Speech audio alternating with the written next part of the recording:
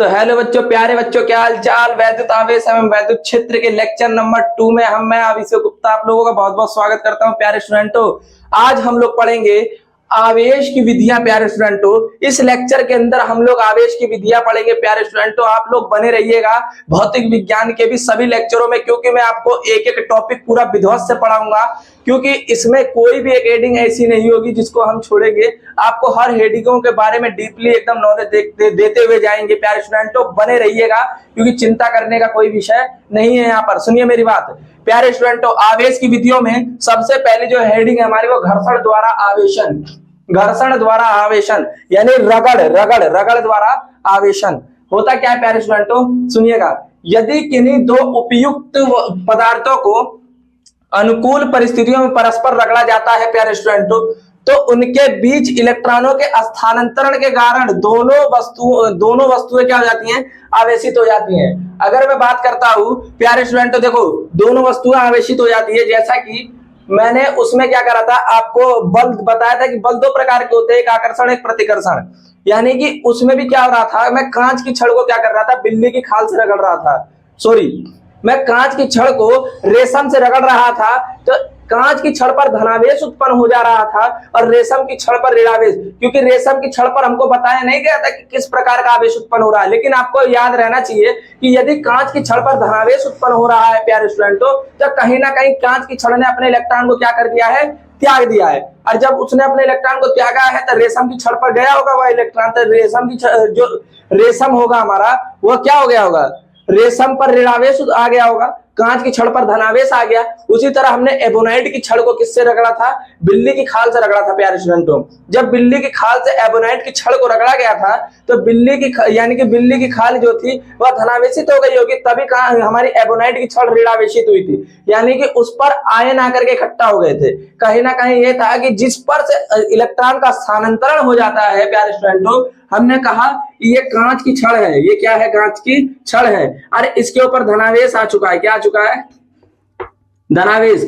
इसका मतलब यह है कि इसने अपने इलेक्ट्रॉन को क्या करा है, अपने इलेक्ट्रॉन को किसी और को त्याग दिया है, दे दिया है। अगर दे दिया है तो इसका मतलब यह है कि इसके ऊपर धनावेश आ गया। इलेक्ट्रॉनों को त्यागने के कारण उसके अंदर क्या होती है, इलेक्ट्रॉनों की क्या हो जाती है, कमी हो जाती है। अगर कोई वस्तु अगर इलेक्ट्रॉन अपने अंदर से त्याग रही है प्यारे स्टूडेंटों, तो समझ लीजिए कि उसके अंदर इलेक्ट्रॉन की क्या हो गई है, कमी हो गई है।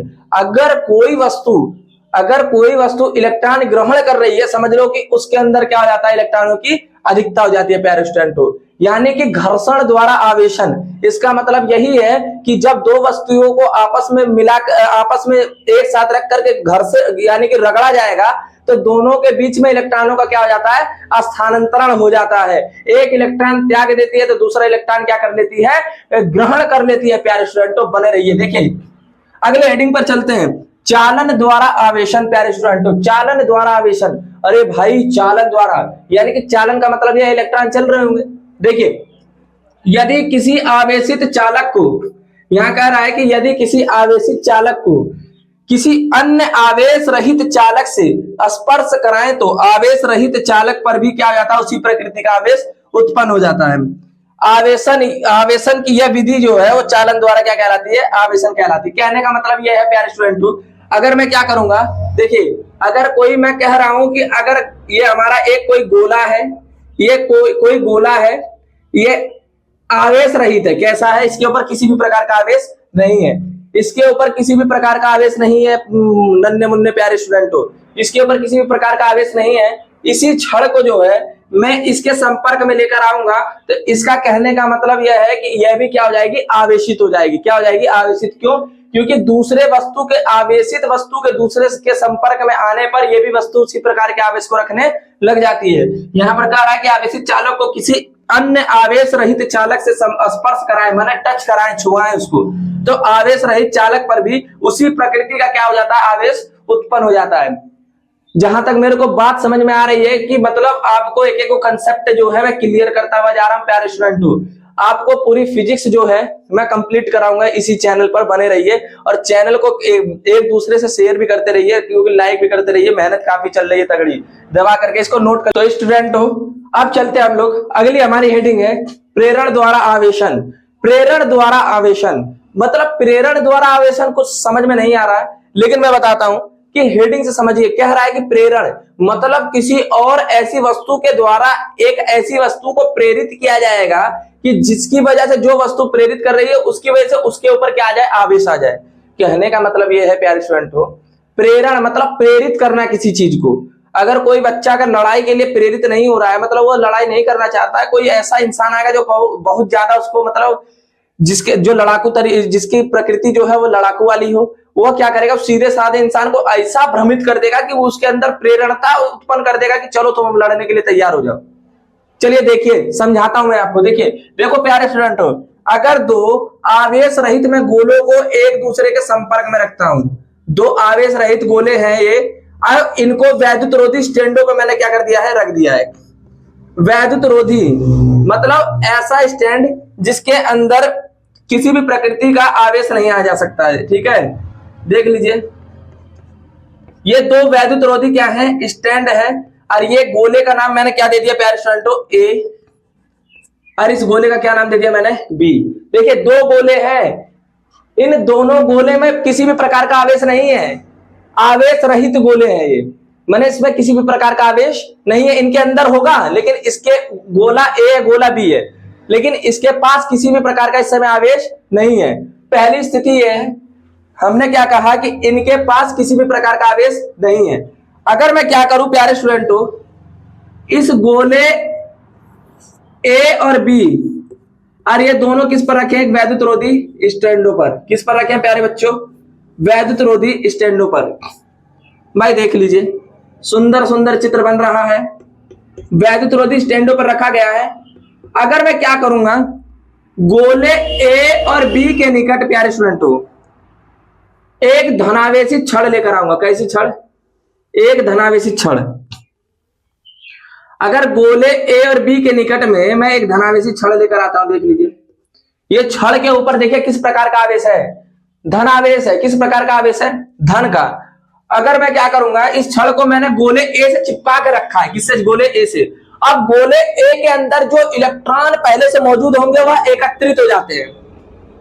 गोले ए के अंदर इलेक्ट्रॉन जो होते हैं वो पहले से अगर मान लो कि हैं, तो वो गोले के किनारे एक साइड में आकर के क्या हो जाते हैं, एकत्रित हो जाते हैं। जहां पर उसको धन इलेक्ट्रॉन की जहां छड़ रखी है उसके साइड में चले जाते हैं, भाग करके सारे इकट्ठे होकर के एक साइड में आ जाते हैं। जैसे लगता है ना कि भंडारा हो रहा है, अगर भंडारा हो रहा है तो लाइन बच्चे वहीं जाकर के लगा लेते हैं जहां पर मैंने भंडारा बट रहा है। अगर भंडारा बट रहा है प्यारे स्टूडेंटों, तुरंत पता चलेगा। अगर भंडारे वाले ने अपनी पोजीशन वहां से उठा करके यहाँ रख ली, तो तुरंत भंडारे में लगे हुए बच्चे जो है तुरंत लाइन तोड़ करके झटाक से यहाँ पर आ जाएंगे, उस लाइन को तोड़ेंगे और इस लाइन में आकर के लग जाएंगे, क्योंकि भंडारा लेना है हमको। अब पूरी सब्जी बट रही है, लाइन खूब लंबी लगा रखे है, ऐसे लंबी चौड़ी लाइन। खाया होगा आपने भी भंडारा, देखिए इधर ये यहाँ पर भंडारा बट रहा था, तुरंत यहाँ पर तुरंत देखिए ये भंडारा बट रहा है, तुरंत यहाँ पर आकर के सारे लाइन में लग गए। अगर देखिए इसके अंदर के सारे इलेक्ट्रॉन एक साइड में इकट्ठे हो गए, तो इसके अंदर इन्हीं के कारण देखिए इस गोले ए के कारण यहाँ पर इसके गोले बी वाले के यानी कि पिछले पृष्ठ पर कौन सा आवेश उत्पन्न हो जाता है, धनावेश। कौन सा आवेश आ जाता है, धनावेश। अब मैं क्या करता हूं प्यारे स्टूडेंटों, ये देखिए ये चित्र ए था और यह चित्र क्या था मेरा, बी था। ये चित्र ए था और यह चित्र मेरा क्या था प्यारे स्टूडेंटों, बी था। अब मैं क्या करूंगा, इस गोलों की थोड़ी सी दूरियां बढ़ा दे रहे हैं प्यारे स्टूडेंटों। दोनों गोलों की दूरियां जो हैं मैं थोड़ा सा बढ़ा दे रहा हूं। अब ये मेरी छड़ रखी है,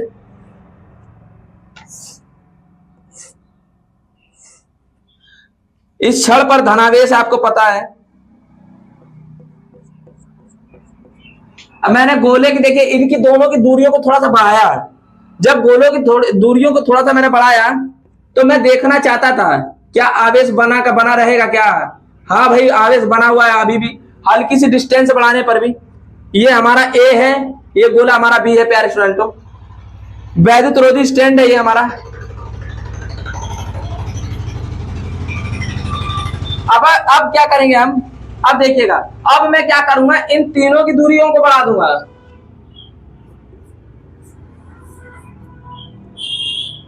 अब प्यारे स्टूडेंटों इन तीनों की दूरियों को मैंने क्या कर दिया है, बढ़ा दिया है।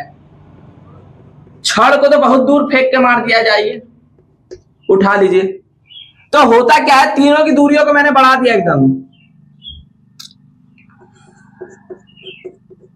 इन तीनों की दूरियों को मैंने क्या कर दिया, बढ़ा दिया प्यारे स्टूडेंटों। तो देखिए होता क्या है ना, अभी तक तो गोले पर आवेश जो थे वो किनारे किनारे में फैल रहे थे। अब देखिए क्या आएगा, पूरे गोले में फैल जाएंगे, पूरे गोले के किनारों पर, गोले के पूरे किनारे पर संपूर्ण रूप से ये क्या जाते हैं, फैल जाते हैं। चाहे वह धनावेशी क्यों ना हो, चाहे वह ऋणावेशी क्यों ना हो। जहां तक मुझे उम्मीद है समझ में आया होगा, कंसेप्ट एकदम क्लियर हुआ होगा प्यारे बच्चों। देख लीजिए यहां पर गोला ए और गोले बी पर कंडीशन देखिए, यहां पर क्या थी, लास्ट में क्या हो गई। कहने का मतलब यह है कि एक छड़ क्या होता है, इन दोनों गोलों को आवेशित करके चला जाता है, यानी कि प्रेरण द्वारा आवेशन यही हमारा कहलाता है। सुनिएगा, किसी आवेशित वस्तु को निकट रखने पर अनावेशित वस्तु में आवेश के पुनर्वितरण द्वारा उसके निकटतम पृष्ठ पर विपरीत प्रकृति के आवेश उत्पन्न होने की यह प्रक्रिया स्थिर वैद्युत प्रेरण कहलाती है। क्या कहलाती है, स्थिर वैद्युत प्रेरण कहलाती है। लिख लीजिएगा यहां पे, स्थिर वैद्युत प्रेरण कहलाती है। जहां तक मेरे को उम्मीद है आपको कंसेप्ट क्लियर होगा प्यारे स्टूडेंटों। आप इन सभी चीजों पर एकदम डीपली, इसको जितना मैं हेडिंग लिखवा रहा हूं आप लोग इसको उतारते चलिए प्यारे स्टूडेंटों, आपको समझ में आएगा। उतार लीजिए इसको। तो प्यारे स्टूडेंटों चलिए अब चलते, हमारी नेक्स्ट हेडिंग है आकर्षण तथा प्रतिकर्षण। वैद्युत आवेश के मूलभूत गुणों के अंदर हम लोग पहली हेडिंग पढ़ने जा रहे हैं प्यारे स्टूडेंटों। अब आकर्षण तथा प्रतिकर्षण सुनो। आकर्षण और प्रतिकर्षण कहते हैं किसे, प्यार से एकदम ध्यान से बने रहिए। यहाँ पर देखिए होता क्या है कि सजातीय आवेश एक दूसरे को क्या करते हैं, एक दूसरे को प्रतिकर्षित करते हैं, जबकि विजातीय आवेश एक दूसरे को क्या करते हैं, आकर्षित करते हैं। प्यारे स्टूडेंटों सुनिएगा, मेरा कहने का मतलब यह है कि मान लीजिए कि यहाँ पर धनावेशित गोला है और ये धनावेशित गोला है। जब इन दोनों को एक दूसरे के पास लेकर आएंगे, इसको भी इसके पास लेकर आएंगे, जब एक दूसरे के पास लेकर आएंगे तो ये दोनों एक दूसरे से क्या करेंगे, प्रतिकर्षित। इतनी दूर भाग जाएगा घूम करके, और ये इतनी दूर घूम करके भाग जाएगा कि इनका आसपास यानी कि दूर दूर तक पता नहीं चलेगा, क्योंकि दोनों समान प्रकार के हैं। दोनों जब समान प्रकार के हैं तो इनके आसपास यानी कि आने की संभावना नहीं बनती है। क्यों? क्योंकि समान प्रकार के आवेशों का प्रतिकर्षण होता है और असमान प्रकार के आवेशों का आकर्षण होता है। मेरा कहने का मतलब यह है प्यारे स्टूडेंटों सुनिएगा, यहां पर मैंने कहा कि एक लड़का ये रहा, एक लड़का ये रहा। अगर मैं कहूंगा कि इसके ऊपर निगेटिव चार्ज है, इसके ऊपर भी निगेटिव चार्ज है, भैया मान लीजिए इसके ऊपर धनावेश है, इसके ऊपर धनावेश है, तो भाई इनकी शादी तो हो नहीं सकती क्योंकि दोनों लड़के हैं। अरे भाई लड़के हैं ना दोनों। अब मैं कहूंगा कि यहां पर भी एक लड़की है प्यारे स्टूडेंटों, ये ऋणावेशित है, ये भी ऋणावेशित है। अरे प्यारे स्टूडेंटों इन दोनों की तो शादी हो नहीं सकती है।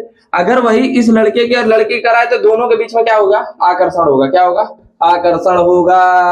बात समझ में आ गई होगी, बात समझ में आ गई होगी। मैंने हमारे जो आकर्षण तथा प्रतिकर्षण यानी कि दो प्रकार का हमको आवेश वो बल देखने के लिए मिलता है। एक यानी कि समान प्रकार के आवेशों के अंदर प्रतिकर्षण बल लगता है और असमान प्रकार के आवेशों के अंदर क्या लगता है, आकर्षण बल लगता है। प्यारे स्टूडेंटों जहां तक मेरे को उम्मीद है आपको पूरी हेडिंग समझ में आ गई होगी। अब चलते हैं आवेश का संरक्षण यानी कि आवेश के संरक्षण नियम पर चलते हैं प्यारे स्टूडेंटों। देखिए इस नियम के अनुसार आवेश को ना तो उत्पन्न किया जा सकता है और ना ही नष्ट किया जा सकता है। आवेश को ना तो उत्पन्न कर सकते हैं और ना तो नष्ट कर सकते हैं, बल्कि उसको एक वस्तु से दूसरी वस्तु में स्थानांतरित किया जा सकता है। केवल उसको एक वस्तु से दूसरी वस्तु में क्या कर सकते हैं, स्थानांतरित कर सकते हैं। ठीक है, देखिए समझिएगा कैसे, इसका एक एग्जांपल समझाऊंगा मैं। देखो एक एग्जांपल मैं समझाता हूं।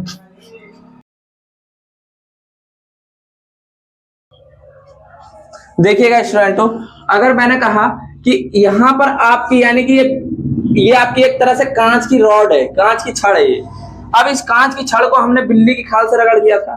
कांच की छड़ को बिल्ली, एक एग्जांपल है ये आवेश संरक्षण के नियम पर। ये एग्जांपल आपको मैं बताने जा रहा हूं। अगर मैंने रेशम को अगर मैंने कांच की छड़ से रगड़ा तो रेशम की छड़ पर रेशम के ऊपर ऋणावेश आ जाता है, लेकिन कांच की छड़ पर क्या आ जाता है, धनावेश आ जाता है। देखिए रेशम, मान लो कि ये रेशम है हमारा, ये रेशम है।